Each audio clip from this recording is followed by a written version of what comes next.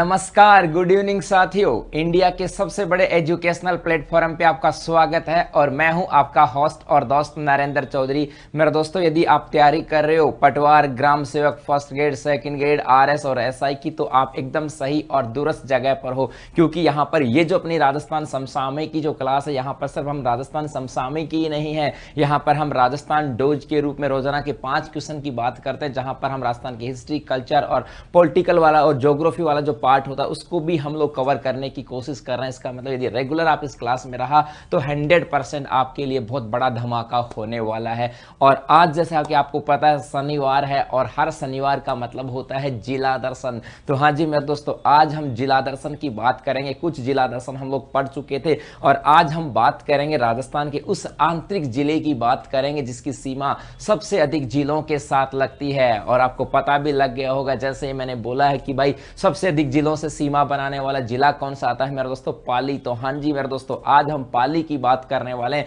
इस पाली की geographical structure कैसी है, यहाँ का इतिहास क्या रहा है, यहाँ पर धार्मिक और ऐतिहासिक स्थल कौन से हैं, यहाँ की कला और संस्कृति क्या है, या यहाँ पर मिनरल्स या यहाँ पर और क्या क्या चीजें पाई जाती हैं, इन सब के ऊपर विस्तृत अध्ययन हम लोग आज करने वाले हैं। तो बस जुड़े रहेगा इस क्लास के साथ। और सबसे पहले हम शुरुआत करते हैं मेरे दोस्तों मोटिवेशनल लाइन की, सो आपको मोटिवेट रखेगा इस 1 घंटे के दौरान, आपको प्रेरित रखेगा कि हाँ हमें कुछ करके जाना है, और आपको हमेशा ही अपने आप को एहसास दिलाता रहेगा कि हाँ कुछ करके जाना है। और वो मोटिवेशनल लाइन है मेरे दोस्तों, अगर आपको लगता है कि आपने सब पढ़ लिया है तो यकीन मानो दोस्त आप 100% गलत हो। हाँ जी मेरे दोस्तों, कई बार ऐसा होता है कि सर सब कुछ पढ़ लिया है, अब पेपर कहां से आएगा, तो 100% हम गलत ट्रैक पकड़ चुके हैं, क्योंकि पढ़ाई का कभी अंत नहीं हो सकता, ज्ञान का भी अंत नहीं हो सकता मेरे दोस्तों, और ये एक सतत प्रक्रिया है और हमेशा हमें पढ़ते हुए आगे बढ़ना होगा। तो रेगुलर आपको पढ़ते हुए रहना, पढ़ाई कभी नहीं छोड़नी। रेगुलर चाहे कितना भी पढ़ो, 1 घंटे 2 घंटे 5 घंटे, लेकिन रेगुलर आपको पढ़ाई के साथ टच में रहना है। तो फिर देखना सफलता कैसे आपके कदम चूमती है। अब शुरुआत करते हैं मेरे दोस्तों आज की किस जिला दर्शन की, और आज का जो जिला दर्शन होगा वो हम बात करते हैं पाली की बात करेंगे। हाँ जी मेरे दोस्तों, आज हम किसकी बात करने वाले हैं, पाली की बात करने वाले हैं।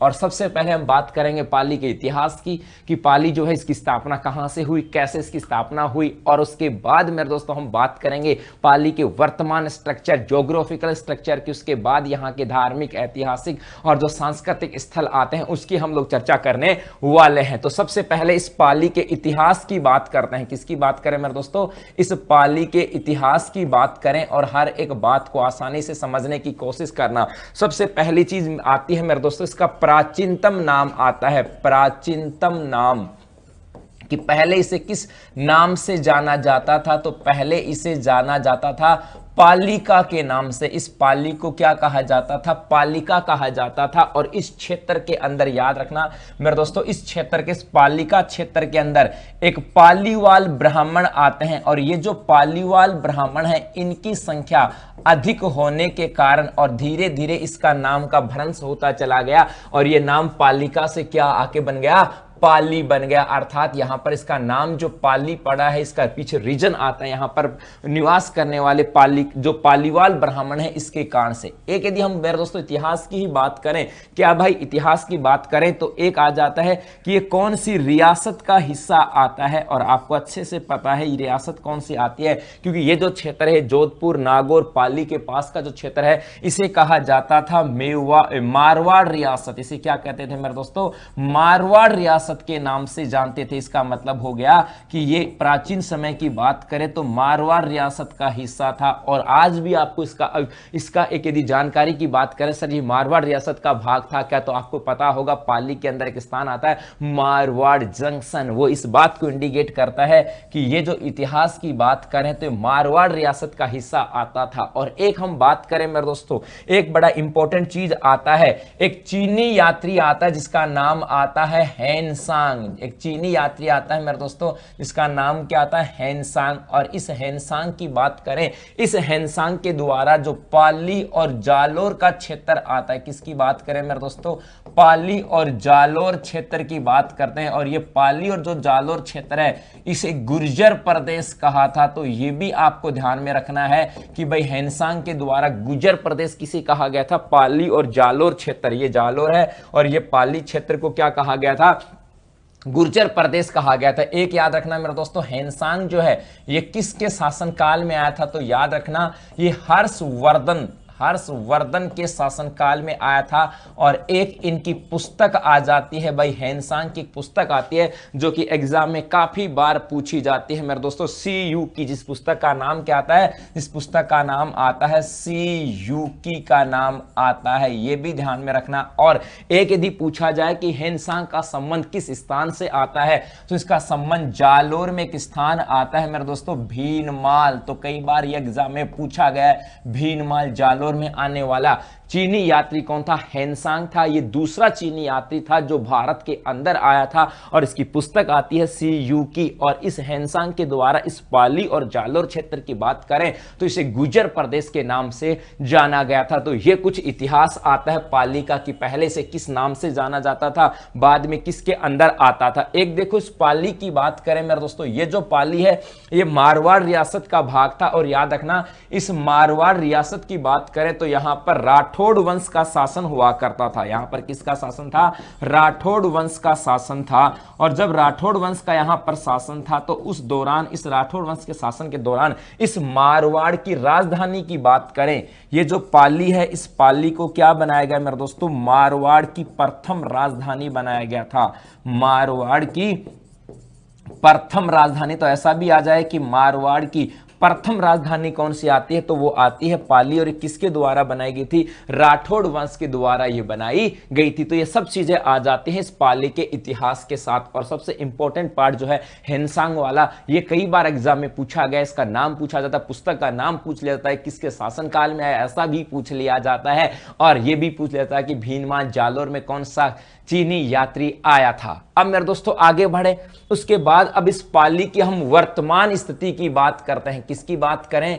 पाली की इस वर्तमान स्थिति की बात करें। वर्तमान का मतलब है कि पाली की आज की स्थिति क्या आती है भाई। और यदि हम इस पाली की वर्तमान स्थिति की बात करें तो सबसे पहले यदि हम बात करें मेरे दोस्तों यहां से कि ये किस नदी के किनारे पर स्थित है, तो इसकी नदी आती है मेरे दोस्तों बांडी नदी। याद रखना, एग्जाम में पूछा जाए कि भाई पाली किस नदी के किनारे पर स्थित है, तो जवाब क्या हो जाएगा? बांडी नदी के किनारे पर स्थित है। एक यदि हम बात करें मेरे दोस्तों इसके परिवहन कोड की बात करें कि पाली का परिवहन कोड क्या आता है, और इस पाली का परिवहन कोड की यदि हम बात करें ये आ जाता है RJ22। कितना आता है मेरे दोस्तों? RJ22। एक यदि हम इसके शुभंकर की बात करें कि भाई पाली का शुभंकर क्या आता है, तो पाली का शुभंकर आ जाता है मेरे दोस्तों तेंदुआ।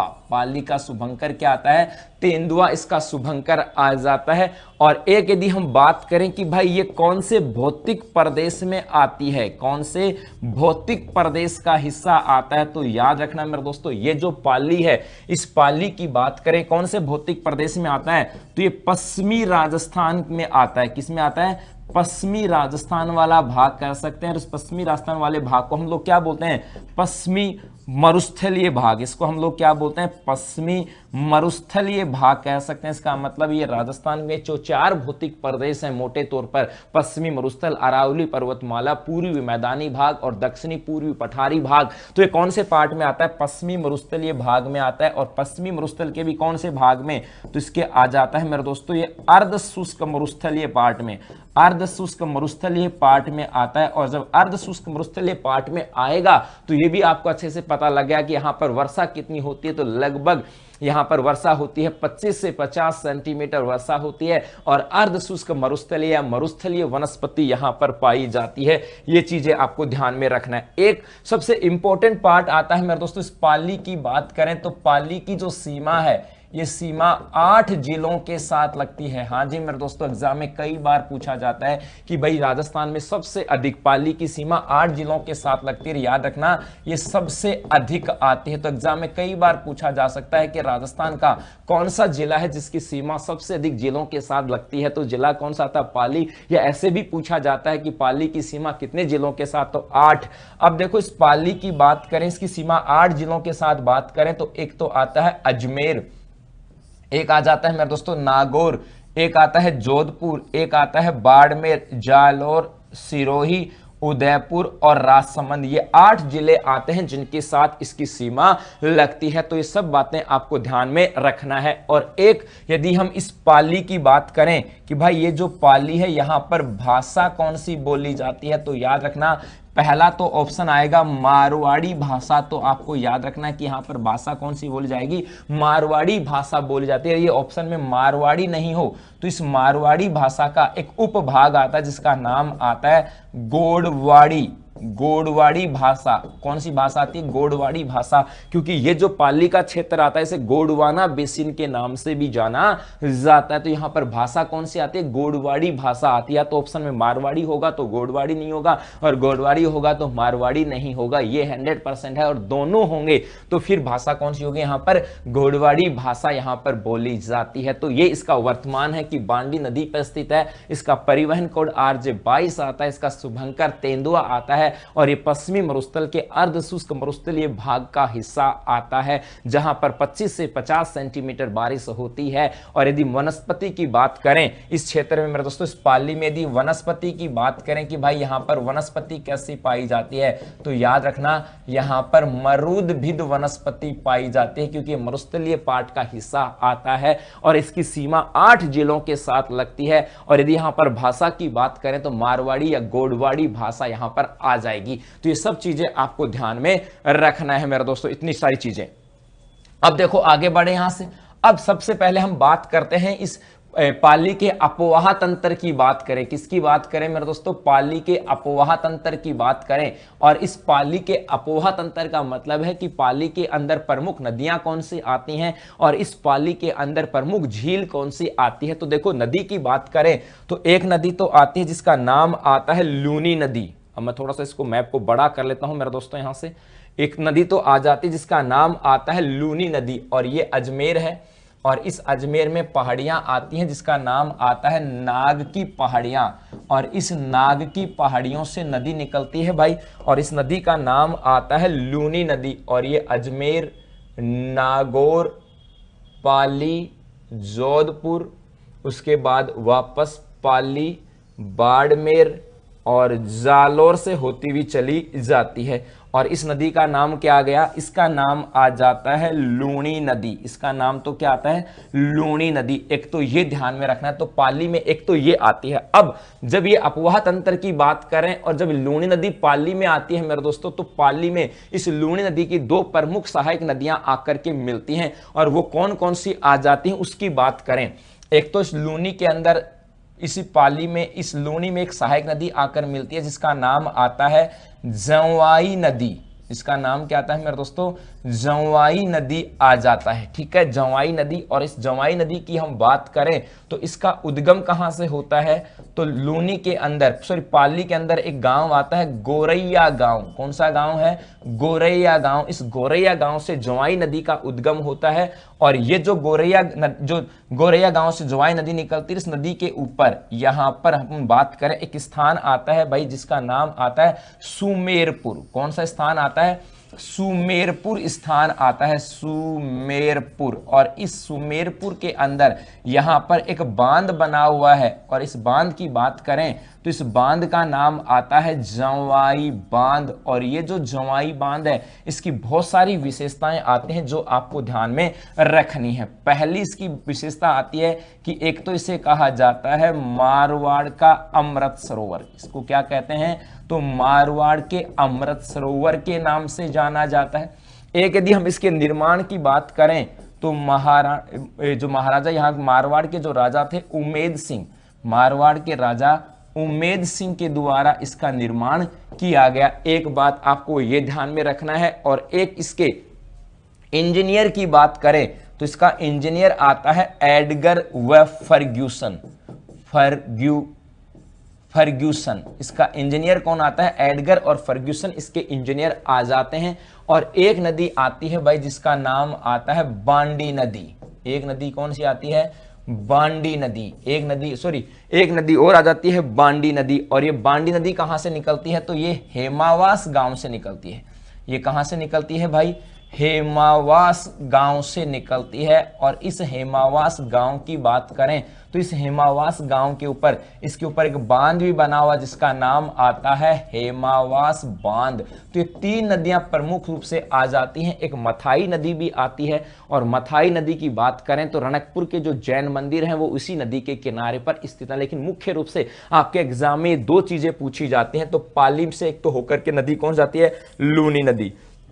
दूसरी कौन सी आती है मेरे दोस्तों, जवाई नदी की बात करें, और ये जो जवाई नदी है याद रखना इसका उद्गम गोरेया गांव से होता है। और नदी के ऊपर सुमेरपुर के अंदर जवाई बांध आता है जिसे मारवाड़ का अमृत सरोवर कहा जाता है। उम्मेद सिंह के द्वारा इसका निर्माण किया गया। इसके इंजीनियर एडगर व फर्ग्यूसन आ जाते हैं। एक चीज और याद रखना, इस जवाई बांध की बात करें तो इसके साथ आप ये देखना एक और आता है, इसके साथ सेई परियोजना, इसके साथ एक विषय वस्तु और आती है सेई परियोजना। कि सर ये सेई परियोजना क्या है, तो याद रखना यहां पर जल की आपूर्ति, जल आपूर्ति की इस जवाई बांध की बात करें, इसके अंदर जल भरा रहे, यहां पर पानी की कमी नहीं हो, क्योंकि मारवाड़ क्षेत्र में जल की आपूर्ति इसी बांध से की जाती है। तो यहां पर इस सेई परियोजना के माध्यम से जो उदयपुर में है, इस सेई परियोजना के माध्यम से इस जवाई बांध के अंदर जल की आपूर्ति की जाती है। और एक आती है बांडी नदी, इस बांडी नदी के किनारे पर ही पाली शहर बसा हुआ है जो कि हेमावास गांव से निकलती है। और इसी के ऊपर हेमावास गांव के अंदर एक बांध बना हुआ जिसका नाम आ जाता है हेमावास बांध। ठीक है, एक तो ये हो गए यहां से। और एक आपको मेरे दोस्तों यहां से याद रखना है, यहां पर झील भी आती है भाई। इस पाली में एक झील आती है जो एग्जाम में कई बार पूछी गई है, और इसका नाम आ जाता है चोपड़ा झील। कौन सी झील आती है मेरे दोस्तों, चोपड़ा झील। जो ये कहां पर है, पाली के अंदर है। तो ये सब बातें आपको ध्यान में रखनी है, इतनी सी चीजें आपको ध्यान में रखनी है भाई। ठीक है, तो इतनी सारी बातें आपको ध्यान में होनी चाहिए। अब आगे चलते हैं मेरे दोस्तों। अब देखो, अब इस पाली की हम बात करें तो ये तो पाली की वर्तमान स्थिति होगी, पाली की अफवाह तंत्र की बात होगी। अब इस पाली के कुछ ऐतिहासिक, धार्मिक या कहें महत्वपूर्ण स्थलों की बात करें, और इनमें से मेरे दोस्तों एक प्रमुख स्थान आता है जिसे कहा जाता है धोला चबूतरा। इस पाली की बात करें तो यहां पर एक स्थान आता है जिसे कहा जाता है धोला चबूतरा कहा जाता है, और इसका काफी बड़ा महत्वपूर्ण योगदान आता है इस पाली के अंदर। अब ये धोला चबूतरा है क्या, इसका इतिहास क्या था, वो हम देखें यहां से। तो समझना एक बात को यहां से समझना, कहानी क्या आती है मेरे दोस्तों, वर्ष 1200 की बात करें, 1273 की बात करें, कहानी कब की है, वर्ष 1273 की बात है। इस 1273 के अंदर एक युद्ध होता है जिसे लाखा झंवर का युद्ध कहा जाता है। युद्ध होता है जिसे कहा जाता है लाखा झंवर का युद्ध कहा जाता है। अब ये जो लाखा झंवर का युद्ध होता है मेरे दोस्तों, ये होता कहां पर है, तो इस गांव का नाम आता है बिट्ठू। इस गांव कहां पर होता है, स्थान आ जाता है बिट्ठू गांव। कहां पर है भाई, बिट्ठू गांव में ये युद्ध होता है। ठीक है, याद रखना। अब ये जो लाखा झंवर का युद्ध है ये किस किस के मध्य होता है, तो एक तो आते हैं रावशिना, रावशिहा प्लस मेर जाति के जो लोग आते हैं, मेर जाति के लोगों के मध्य हुआ क्या था कि भाई, लोगों के मध्य हुआ क्या कि यहां पर पालीवाल ब्राह्मण लोग निवास करते थे, और वहां पर जो मेर जाति के जो लोग थे उनके द्वारा उनके ऊपर अत्याचार किए जाते थे। तो उन अत्याचारों का मुकाबला करने के लिए रावसिन्हा के द्वारा इस मेर, रावसिन्हा और मेर जाति के लोगों के मध्य युद्ध होता है, जिसमें बहुत कहते हैं कि लाखों जो पालीवाल जो ब्राह्मण थे इनकी मृत्यु हो जाती है, और रावसिन्हा भी इस युद्ध के अंदर वीर गति को प्राप्त हो जाते हैं। जब वो ये कहते हैं कि भाई जो पालीवाल जब ब्राह्मण मरे थे, जब वो मारे जाते हैं, लाखों ब्राह्मण मारे जाते हैं, तो जब उनका अंतिम संस्कार किया जाता है तो उनका जो जनेऊ होता है, जो ब्राह्मण लोग होते हैं वो जनेऊ धारण करते हैं, तो जनेऊ को उतारा जाता है, उसके बाद उनका अंतिम संस्कार किया जाता है। और उनकी जो कहें कि उनकी जो पत्नियां थी, उनकी जो चूड़ियां थी, तो उस जनेऊ और चूड़ियों का काफी ढेर लग जाता है वहां पर। और उसी की याद में ये जो बिट्ठू गांव है मेरे दोस्तों, अब समझने यहां से, इस बिट्ठू गांव के अंदर एक चबूतरा बना दिया गया जिसका नाम आता है धोला चबूतरा। जिसका नाम क्या आता है मेरे दोस्तों, धोला चबूतरा आ जाता है। और याद रखना है धोला चबूतरा जो है ये पालीवाल ब्राह्मणों का, ये धोला चबूतरा जो है ये पालीवाल ब्राह्मणों की बात करें तो पालीवाल ब्राह्मणों का प्रमुख स्थल आता है। ये पालीवाल ब्राह्मणों का प्रमुख स्थल आता है। और ये भी कहा जाता है कि ये जो पालीवाल जो ब्राह्मण है ये रक्षाबंधन का त्योहार नहीं बनाते, रक्षाबंधन का त्योहार की बात करें ये त्योहार नहीं मनाते हैं। एक देखो इसी बिठू गांव की बात करें तो यहां पर धोला चबूतरा भी है और एक यहां पर राव सिन्हा का स्मारक भी बना हुआ है। एक ये आपको ध्यान में रखना है कि एक यहां पर राव सिन्हा का स्मारक भी बना हुआ है। ये सब बातें आपको ध्यान में रखनी है मेरे दोस्तों। तो धोला चबूतरा कई बार पूछा जा सकता है, किससे संबंधित आता है और क्या यहां पर कहानी आती है। क्लियर। चलो अब उसके बाद आगे बढ़े मेरे दोस्तों। अब इसके अलावा और हम आगे बढ़े तो इस यहां पर इस पाली के अंदर कई धार्मिक स्थल आते हैं। उनकी यदि हम बात करें तो भाई कौन कौन से प्रमुख धार्मिक स्थल आ जाते हैं, तो एक तो आ जाता है मेरे दोस्तों चोटिया का उर्स।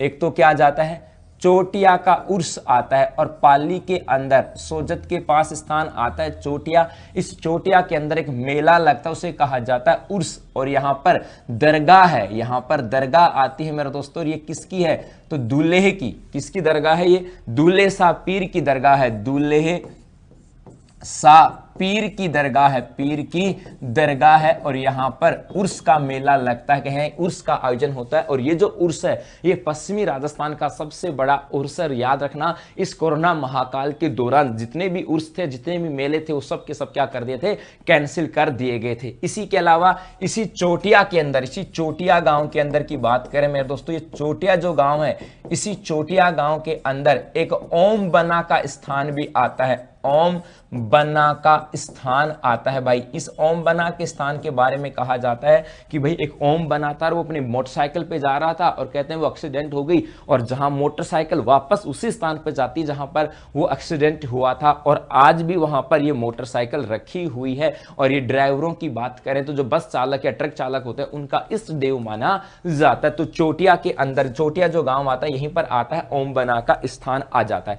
इसके अलावा और देखो यहां पर क्या क्या हम बात करें भाई, और कौन कौन से स्थल आ जाते हैं यदि हम बात करें मेरे दोस्तों यहां पर। इसके अलावा एक देखो यहां पर सोनाना खेतला जी का मेला लगता है। सोनाना, एक किसकी बात करें मेरे दोस्तों, सोनाना खेतला की बात करें। सोनाना खेतला जी का मेले का भी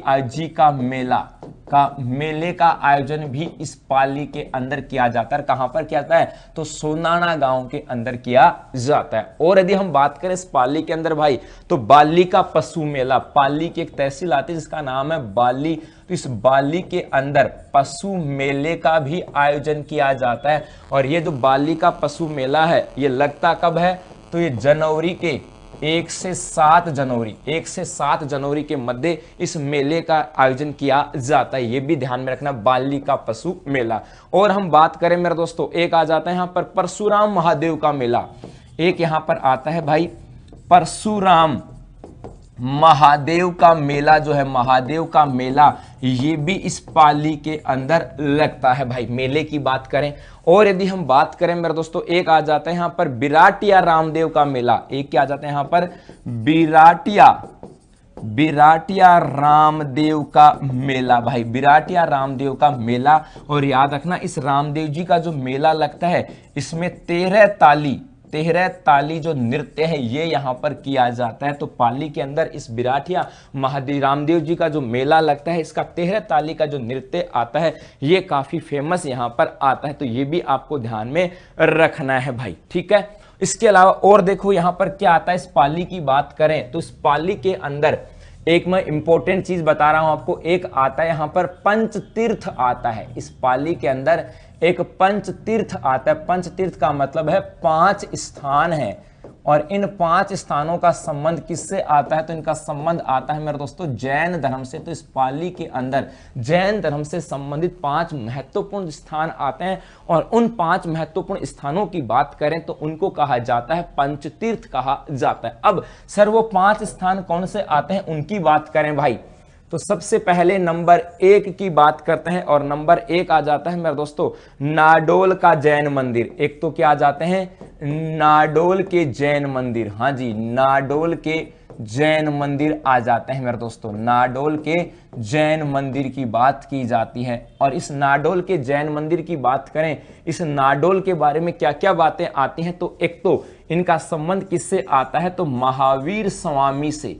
इस नाडोल के जैन मंदिर का संबंध किससे है? महावीर स्वामी से इनका संबंध आता है। एक तो ये ध्यान में रखना, और एक आपको ध्यान में रखना मेरे दोस्तों, सोनगरा जो चौहान वंश था उनकी राजधानी थी नाडोल। एक हम बात करें तो एक आ जाता है कि जो सोनगरा चौहान थे, सोनगरा चौहान वंश की राजधानी की बात करें, ये राजधानी क्या थी भाई? नाडोल थी। ठीक है, तो एक तो पंचतीर्थ आते हैं जिसमें एक तो आ जाता है नाडोल के जैन मंदिर आ जाते हैं। दूसरा की हम बात करें मूछला महादेव, मूछला महावीर का मंदिर आता है भाई।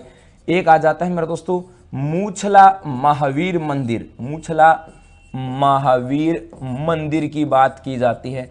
और ये मूछला महादेव का मंदिर है कहां पर? तो ये कुंभलगढ़ अभयारण्य आता है, कुंभलगढ़ अभयारण्य। और कुंभलगढ़ अभयारण्य की बात करें तो ये राजसमंद, पाली और अजमेर 3 जिलों की सीमा पर आता है। जो पाली का पार्ट आता है उसमें मूछाला या मूछला महावीर जी का मंदिर आता है, मूछला या मूछाला महावीर का मंदिर आता है। और इसका संबंध भी किससे आता है? तो भगवान महावीर से इनका संबंध आता है। नंबर 3 की बात करें मेरे दोस्तों, नंबर 3 कौन सा आ जाता है? तो नंबर 3 की बात करें भाई, एक आ जाता है वरकाना।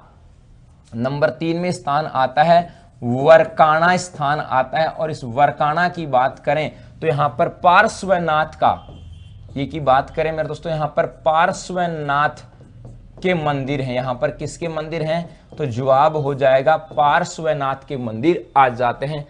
और नंबर 4 की बात करें भाई, नंबर 4 आ जाते हैं गिरनार के गिरनार तीर्थ स्थल आ जाता है। एक आ जाता है यहां पर गिरनार तीर्थ स्थल, एक आता है गिरनार तीर्थ स्थल आ जाता है। और इस गिरनार तीर्थ स्थल का संबंध किससे आता है? तो इसका संबंध आता है नेमिनाथ से। इनका संबंध किससे आता है? नेमिनाथ से आता है। और 5वें की बात करें तो नंबर 5 कौन सा आता है? तो जवाब हो जाएगा रणकपुर के जैन मंदिर। तो जवाब क्या हो जाएगा मेरे दोस्तों?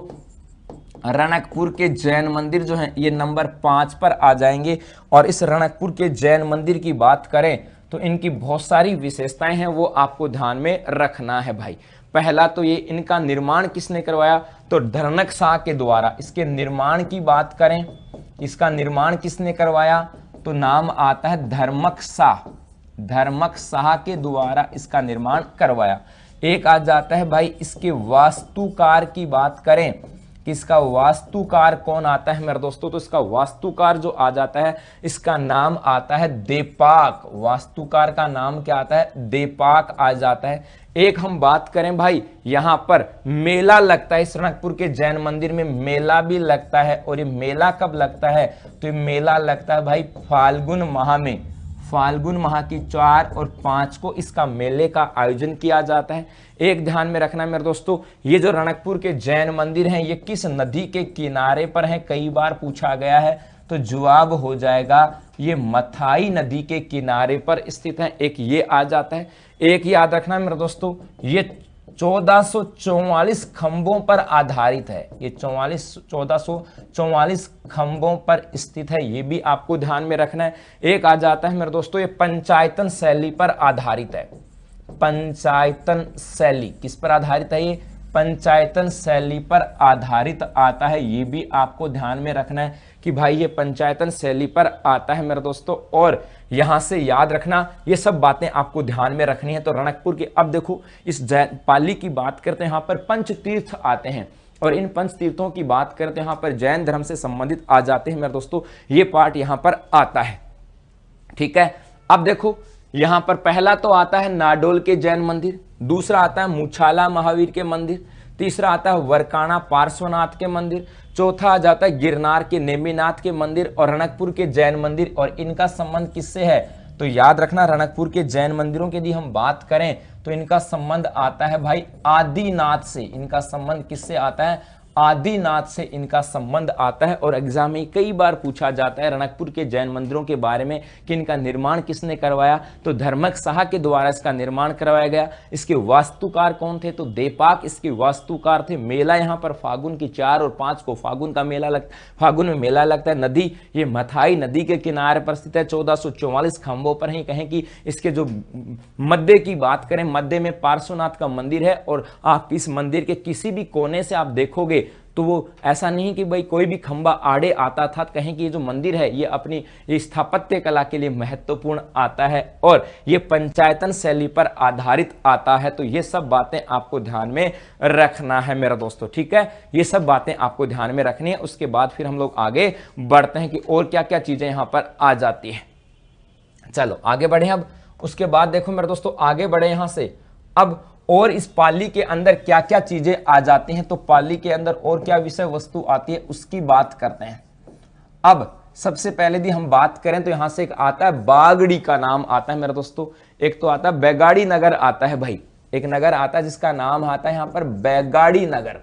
किसकी बात करें, बैगाड़ी नगर आता है। इस बैगाड़ी नगर की बात करें तो ये किस लिए फेमस है, तो ये अपनी स्थापत्य कला की बात करें, किसके लिए, स्थापत्य कला और शिल्प कला के लिए। हम शिल्प कला कह सकते हैं इसको, कि ये जो बैगाड़ी नगर है ये शिल्प कला के लिए फेमस है।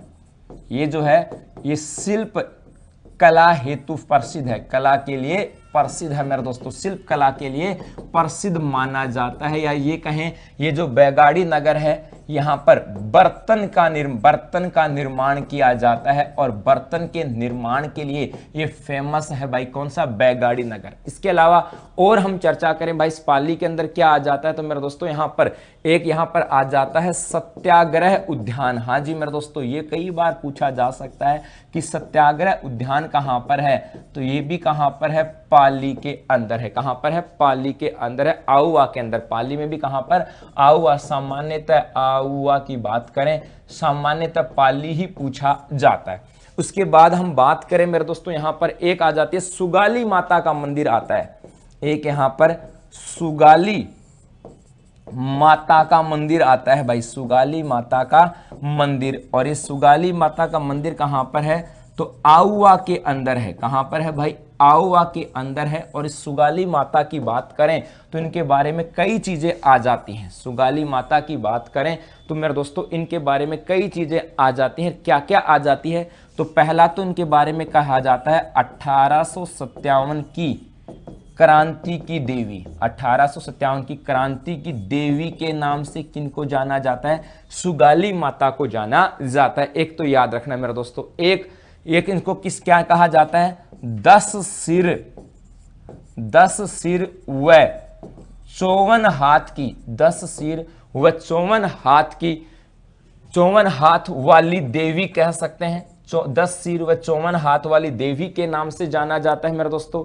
एक ये जो है बांगड़ संग्रहालय, यहां पर पाली में एक बांगड़ संग्रहालय है, वहां पर रखी हुई है। ये है कहां पर वर्तमान में, तो ये बांगड़ संग्रहालय में रखी हुई है। और एक याद रखना, ये ठाकुर कुशाल सिंह की इष्ट देवी है, ठाकुर कुशाल सिंह चंपावत, ठाकुर कुशाल सिंह चंपावत की इष्ट देवी के रूप में इसको जाना जाता है। तो ये बातें भी आपको ध्यान में रखने। सुगाली माता का मंदिर कहां पर है, आउवा के अंदर है। और इसको क्या बात करें, 1857 की क्रांति के रूप में जाना, 1857 की क्रांति की देवी के रूप में माना जाता है। 10 सिर व 54 हाथ की वाली देवी के रूप में भी जाना जाता है। और एक हम बात करें मेरे दोस्तों, इसे वर्तमान में बांगड़ संग्रहालय के अंदर है और इसे ठाकुर कुशाल सिंह की इस देवी के रूप में जाना जाता है। जब ये कहते हैं ना 1857 की क्रांति हुई, तो यहाँ पर इसको पहले तो अंग्रेजों के द्वारा उसको यहाँ से ला करके इस मूर्ति को वहां से लाया गया था, तोड़ा फोड़ा गया था, अजमेर ले आया गया था। लेकिन अब ये कहां पर है, तो बांगड़ संग्रहालय के अंदर रखी हुई है। तो ये भी आप लोग स्क्रीनशॉट ले सकते हो। उसके बाद फिर हम लोग आगे चलते हैं भाई, ठीक है। चलो उसके बाद आगे चलते हैं नेक्स्ट। अब देखो ये है, यहां पर किसकी बात करें, ये है मेरे दोस्तों सुगाली माता। ये है भाई सुगाली माता। और सुगाली माता की बात करें तो 10 सिर, क्या बात करते हैं इसके बारे में, कि भाई ये 10 सिर और 54 हाथ, 10 सिर और 54 हाथ की देवी आती है, जो कि किसकी इष्ट देवी है, ठाकुर कुशाल सिंह चंपावत की इष्ट देवी आ जाती है। इसके अलावा अब पाली के अंदर और क्या क्या चीजें आती है वो भी हम बात करें मेरे दोस्तों, तो एक यहां पर आता है भाई, एक स्थान आता है जिसका नाम आता है फालना। और फालना की बात करें तो एक तो याद रखना, यहां पर देश का पहला स्वर्ण मंदिर, देश का पहला स्वर्ण मंदिर यहीं पर स्थित था। देश का पहला स्वर्ण मंदिर कहां पर है भाई, स्वर्ण मंदिर की बात करें तो इस फालना के अंदर है। और ये देश का पहला जो स्वर्ण मंदिर है, इसका संबंध किस धर्म से आता है, तो इनका संबंध आता है जैन धर्म के साथ आता है। एक ये जो फालना है मेरे दोस्तों, याद रखना, ये फालना छाता उद्योग के लिए भी फेमस है। ये छाता जो उद्योग है इस छाता उद्योग हेतु भी प्रसिद्ध है। ये भी आपको बात ध्यान में रखनी है, छाता उद्योग हेतु भी प्रसिद्ध है। इसके अलावा और यदि हम बात करें भाई इस पाली के अंदर क्या आ जाती है मेरे दोस्तों, तो एक आपने नाम सुना होगा भामाशाह का। भामाशाह कौन था? महाराणा प्रताप की, जिन्होंने आर्थिक सहायता की थी। तो इस भामाशाह की जन्म स्थली की बात करें तो भामाशाह की जन्म स्थली भी किसको माना जाता है? तो भामाशाह की जन्म स्थली भी किसको माना जाता है? पाली को भामाशाह की जन्म स्थली के रूप में जाना जाता है। और हम बात करें भाई यहां से और क्या क्या आ जाता है, तो एक इसी पाली के अंदर स्थान आता है सोजत। और सोजत की बात करें तो सोजत के साथ आपको 2-3 बातें याद रखनी है। पहला तो सोजत जो है ये सूकड़ी नदी के किनारे पर है। सोजत की बात करें तो ये सूकड़ी नदी के किनारे पर है। एक याद रखना, यहाँ की मेहंदी प्रसिद्ध है भाई, यहाँ की मेहंदी बड़ी प्रसिद्ध है, ये भी आपको ध्यान में रखना है, ठीक है। और एक गरासियों की फाग, इस सोजत की बात करें तो यहाँ पर एक गरासियों की फाग भी फेमस है। गरासियों की फाग जो है ये भी यहाँ की प्रसिद्ध है। तो ये सब चीजें आपको ध्यान में रखना है। फालना किस रूप में फेमस है, भामाशाह की जन्मस्थली क्या है, और सोजत जो है ये किस रूप में आ जाता है, इसको भी आपको ध्यान में रखना है भाई, ठीक है। चलो तो स्क्रीनशॉट ले लिया होगा, अब आगे बढ़ते हैं। इसके अलावा और क्या क्या आ जाता है इस पाली की बात करें तो और क्या क्या आता है इस पाली में, देखो यहां से एक हम बात करें मेरे दोस्तों, यहां पर नाना के जैन मंदिर आते हैं भाई। एक यहां पर क्या आते हैं, नाना के जैन मंदिर स्थान है नाना, और इस नाना के जैन मंदिर आते हैं, ये भी फेमस हैं। तो नाना के जैन मंदिर फेमस आते हैं। और नाना के जैन मंदिर की बात करें तो ये कहां पर है, गुढ़ा प्रताप सिंह गांव आता है। गांव का नाम आता है गुढ़ा प्रताप सिंह, गुढ़ा प्रताप सिंह गांव आता है भाई, और इस गांव के अंदर है। और ये कहा जाता है इस नाना के जैन मंदिर के बारे में कि जो पांडव थे, पांडवों द्वारा, यहां पांडवों द्वारा अज्ञातवास काटा गया था, पांडवों द्वारा अज्ञातवास काटा गया। ये बात भी आपको ध्यान में रखना है, पांडवों के द्वारा अज्ञातवास कहां पर काटा गया, तो नाना के मंदिर आ जाते हैं मेरे दोस्तों, ठीक है। अब देखो एक आप यहां पर एक पाली के अंदर स्थान आता है सादड़ी। एक तो छोटी सादड़ी आती है मेरे दोस्तों, प्रतापगढ़ के अंदर आती है। एक तो छोटी सादड़ी आती है प्रतापगढ़ के अंदर, वो अलग चीज है। और एक आती है सादड़ी, जो रणकपुर जो है ना, रणकपुर के जैन मंदिर उसी के पास आती है सादड़ी। तो सादड़ी भी पाली के अंदर है। और यहां पर यदि हम बात करें तो यहां पर भगवान पार्श्वनाथ के मंदिर हैं। सादड़ी में पहली विशेषता आपको ध्यान रखनी है कि यहां पर भगवान पार्श्वनाथ, भगवान पार्श्वनाथ के मंदिर स्थित हैं, ये भी आपको ध्यान में रखना है। और एक इस सादड़ी की बात करें मेरे दोस्तों तो यहां पर खुदा बख्श बाबा की दरगाह है। एक यहां पर खुदा बख्श बाबा की जो दरगाह है, खुदा बख्श बाबा की जो दरगाह की बात करें, ये दरगाह कहां पर है, इस सादड़ी गांव के अंदर है। तो नाना की जैन मंदिर और सादड़ी की, तो ये भी आपको ध्यान में रखना है भाई, ठीक है। और इसी गुढ़ा प्रताप सिंह जो गांव आता है, इसी के पास हम बात करें ना, यहीं पर पांडवों के द्वारा ज्ञातवास भी काटा गया था। नाना के जैन मंदिर इसके पास ही आते हैं मेरे दोस्तों। और एक हम बात करें यहां पर, एक इसी गुढ़ा प्रतापवास के अंदर क्या क्या चीजें आती हैं, एक चीज और याद रखना, यहां पर आता है मेरे दोस्तों सालेश्वर महादेव के मंदिर। एक यहां पर आते हैं सालेश्वर, एक यहां पर आते हैं सालेश्वर महादेव के मंदिर भी आते हैं भाई, यहां पर सालेश्वर महादेव के मंदिर भी आते हैं। इसको ध्यान में, आपको ध्यान में रखना है। तो ये नाना के जैन मंदिर जो ना, ये तो मुख्य रूप से नाना गांव में आते हैं। सालेश्वर महादेव के मंदिर ये गुढ़ा प्रताप सिंह गांव में आते हैं। ये कहां पर आते हैं, गुढ़ा प्रताप सिंह गांव के अंदर। तो ये आपको इस प्रकार से देखना है थोड़ा सा, गुढ़ा प्रताप सिंह गांव के अंदर क्या है, सालेश्वर महादेव के मंदिर हैं।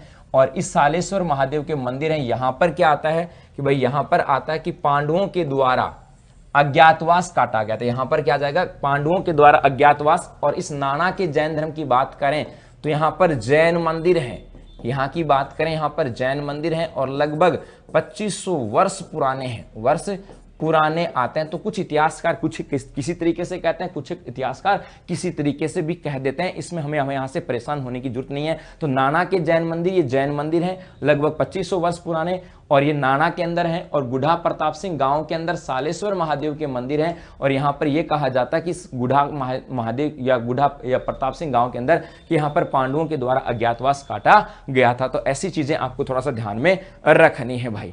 हो जाएगा यहां से। चलो एक देखो, एक इसी में आता है कुड़की गांव। एक कौन सा गांव आता है भाई? कुड़की गांव। और कुड़की गांव की बात करें तो यहां पर मीरा का जन्म हुआ था। मीरा का जन्म कहां पर हुआ था? इस कुड़की गांव पाली के अंदर ही मीरा का जन्म हुआ था।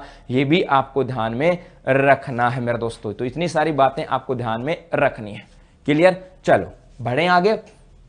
अब आगे चलते हैं। इसके बाद मेरे दोस्तों एक यहां पर क्या आ जाता है, और हम पाली की बात करें तो मेरे दोस्तों याद रखना, एक आता है सोजत का दुर्ग। एक क्या आता है भाई? सोजत का दुर्ग आता है। और ये जो सोजत का दुर्ग है, ये पहाड़ी आती हैं नानी की पहाड़ियां। कौन सी पहाड़ियां आती हैं? एक पहाड़ियां आती हैं नानी की पहाड़ियां, ये इसके ऊपर सोजत का दुर्ग है। और एक आती है मानी की पहाड़ियां, मानी की पहाड़ियां, है ना, ये भी इसी पाली में है जहां पर राव मालदेव की छत्रियां स्थित आ जाती हैं, है ना। तो इस सोजत का जो दुर्ग है, इस सोजत के दुर्ग की बात करें, इसमें शासक था जिसका नाम आता है राव मालदेव। इस राव मालदेव का क्या हुआ था भाई? राज्याभिषेक हुआ था, या राज तिलक की बात करें, ये किस में हुआ था? इस सोजत के दुर्ग में हुआ था, नानी की पहाड़ियों पर।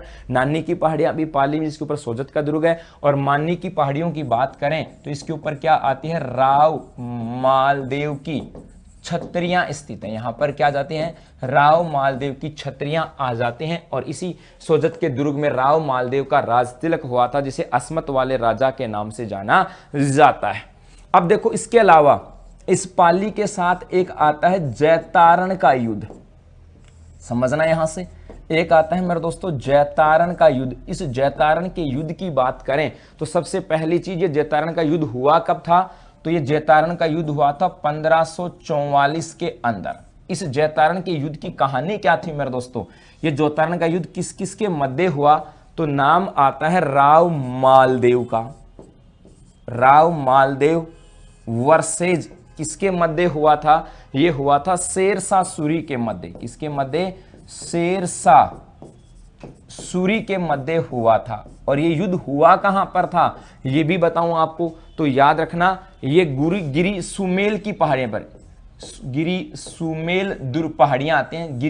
गिरी का मतलब पहाड़ियां, सुमेल पहाड़ियां आती हैं भाई, सुमेल पहाड़ियां। इसीलिए इस जैतारण का जो युद्ध आता है, इसे गिरी सुमेल का युद्ध भी कहा जाता है। गिरी सुमेल का युद्ध भी कहा जाता है। अब कहानी समझना यहां से, ये जो जैतारण का युद्ध 1544 के अंदर हुआ था, राव मालदेव व शेरशाह सूरी के मध्य, यहां पर हुआ क्या था? इस मालदेव के दो बड़े, ये कहें कि सैनिक कहें या सेनापति कहें, जैता और कूपा का नाम आता, कहें कि ये युद्ध आपस में पहले हुआ नहीं था। हर व्यक्ति चाहता था कि ये पूरी प्लानिंग के साथ एक दूसरे पे अटैक करना चाहते थे, लेकिन यहां पर इस शेरशाह सूरी के द्वारा कुछ चालें ऐसी चली गई कि जो मालदेव के जो प्रमुख जो सेनापति थे, जिनका नाम आता है जैता और कूपा, जैता व कूपा का नाम इसके साथ आता है कि भाई जैता और कूपा के ऊपर राव मालदेव का विश्वास थोड़ा सा उठ गया था, ऐसा इतिहासकार कहते हैं। हो सकता है वो सही है या गलत, अलग विषय आता है। और उसके बाद राव मालदेव यहां पर बिना युद्ध लड़े ही वापस लौट जाते हैं।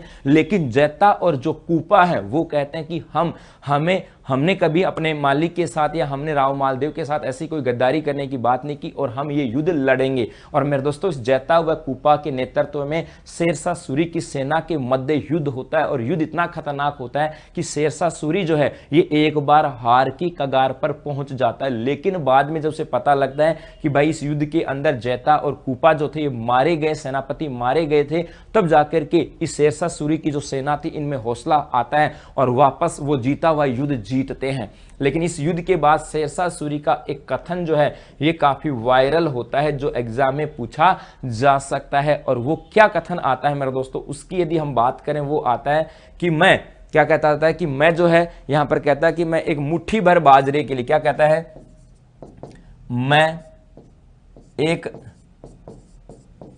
मुट्ठी भर बाजरे के लिए पूरे हिंदुस्तान की बादशाहत खो देता। ये यहां पर कहानी आती है। तो ये स्टेटमेंट कई बार पूछा जाता है कि ये किसने कहा, शेरशाह सूरी ने कहा। कौन से युद्ध के बाद, तो जैतारण के युद्ध के बाद कहा था। ये भी आपको थोड़ा सा ध्यान में रखना है मेरे दोस्तों। ये तो आप लोग इसका स्क्रीनशॉट ले सकते हो और उसके बाद फिर हम लोग आगे चलते हैं। चलो उसके बाद देखो आगे बढ़े भाई, कुछ इंपॉर्टेंट एक बात और आती है। एक 1857 की क्रांति होती है। किसकी बात करें, 1857 की क्रांति होती है मेरे दोस्तों।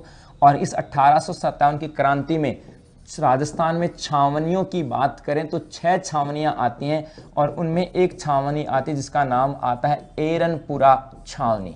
और ये एरनपुरा छावनी है कहां पर, पाली के अंदर। तो एक ये भी याद रखना कि भाई एरनपुरा छावनी कहां पर है मेरे दोस्तों, तो याद रखना ये पाली के अंदर है। ठीक है, अब इस 1857 की क्रांति के संदर्भ में याद रखना, जब 1857 की क्रांति हुई तो अपने यहां पर गवर्नर जनरल की बात करें कि भाई ये कौन थे, तो याद रखना लॉर्ड कैनिंग का नाम आता है कि जो लॉर्ड कैनिंग थे ये उस समय के गवर्नर जनरल थे।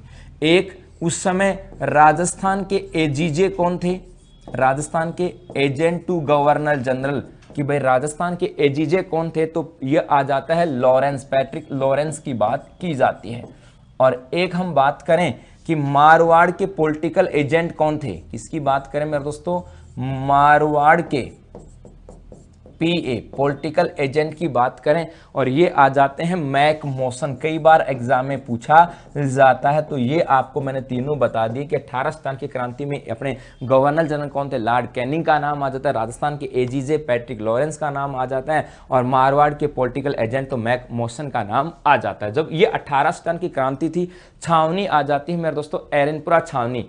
और इस एरनपुरा छावनी के अंदर जो सैन्य टुकड़ी आती है, एक सैन्य टुकड़ी जो थी यहां पर, उसका नाम आता है जोधपुर लीजियन। ये भी पूछा जा सकता है, उसका नाम क्या आता है, जोधपुर लीजियन। आपको ध्यान में रखना है, क्या नाम है उसका, जोधपुर लीजियन। यहां पर एक सैन्य टुकड़ी आती है मेरे दोस्तों। और ये जो सैन्य टुकड़ी थी जोधपुर लीजियन, यहां से बात करें, ये तो आपको ध्यान में रखना है। एक देखो इस एरनपुरा छावनी की बात करें तो यहां पर जो सैन्य विद्रोह हुआ था, यहां पर क्या हुआ, सैन्य विद्रोह हुआ मेरे दोस्तों। और इस सैन्य विद्रोह के दौरान नारा क्या दिया, तो नारा क्या दिया था, चलो दिल्ली मारो फिरंगी, चलो दिल्ली मारो फिरंगी। तो एग्जाम में ये भी कई बार पूछा जाता है, चलो दिल्ली मारो फिरंगी जो है नारा, ये किस छावनी का आता है, तो मेरे दोस्तों किस छावनी का आता है, ये आ जाता है किसका, एरनपुरा छावनी का। एक आता है इस एरनपुरा छावनी के जो सैनिक थे, जब ये सैनिक कहां चले, दिल्ली की ओर कूच करते हैं। किसकी ओर कूच करते हैं मेरे दोस्तों, दिल्ली की ओर कूच करते हैं। तो रास्ते में एक ठिकाना आता है जिसका नाम आता है आउवा।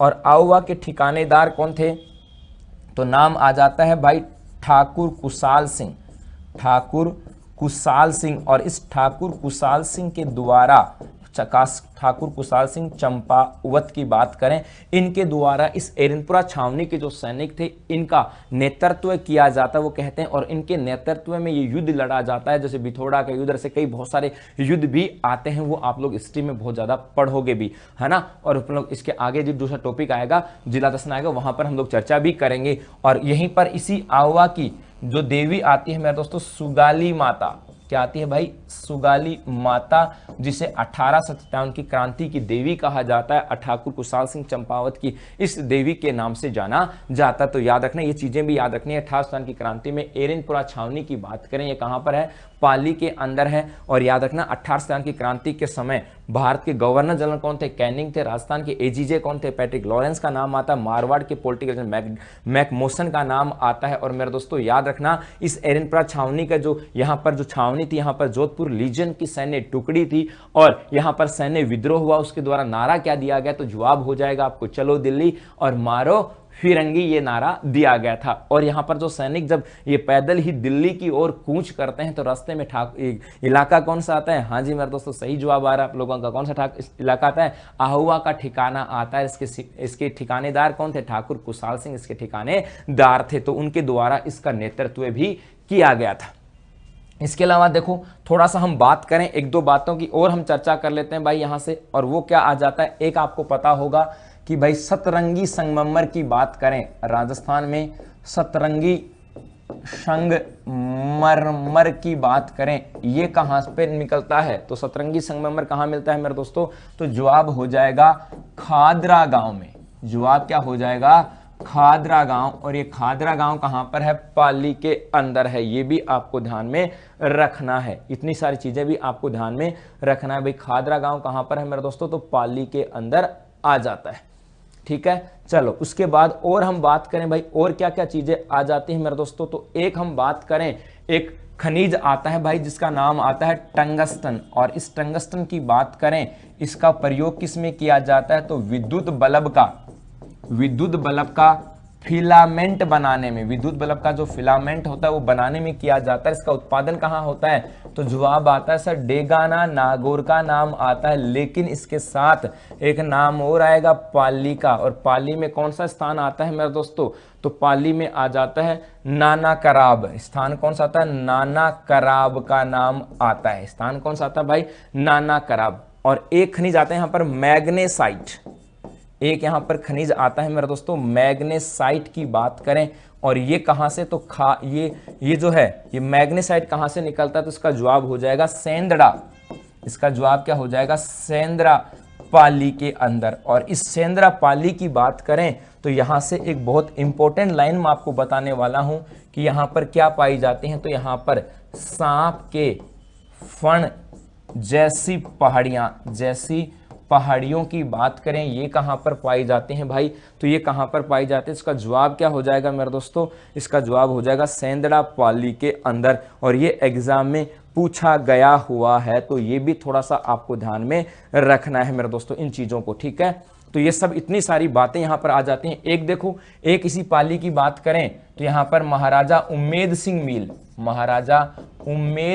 मील की बात करें, महाराजा उम्मेद सिंह मील भी कहां पर है? पाली के अंदर है। और याद रखना ये राजस्थान की सबसे बड़ी सूती मिल आती है। तो भाई राजस्थान की सबसे बड़ी सूती मिल्स की बात करें, क्या नाम आता है? महाराजा उम्मेद सिंह मिल। और ये भी कहां पर है? पाली के अंदर है। तो इतनी सारी चीजें हमने पाली की पढ़ी। तो याद रखना सतरंगी संगमरमर कहां पर है? खादरा गांव पाली के अंदर है। टंगस्टन जो है ये पाली के नाना कराब क्षेत्र में पाया जाता। पूछा जाए डेगाना नागौर, तो मुझे उम्मीद है आप सबको आता है, मुझे पूरा विश्वास भी है कि आपको आता है। लेकिन नया नाम आपको बता दिया मैंने, नाना कराब। एक देखो मैग्नेसाइट खनिज भी आता है और ये सेंद्रा पाली के अंदर आता है। और सेंद्रा की बात करें तो सेंद्रा जो है ये अपने आप में एक यूनिक स्थान आता है। कभी आपको यहाँ से जाने का मौका भी मिले तो देखना इस सेंद्रा के ऊपर। बात करें तो यहाँ पर फण के, सांप के फण की जो आकार की पहाड़ियां यहाँ पर पाई जाती है। और राजस्थान की सबसे बड़ी सूती मिल कौन सी आती है मेरे दोस्तों? उसका नाम आता है उम्मेद मिल। और ये भी कहां पर है? पाली के अंदर है।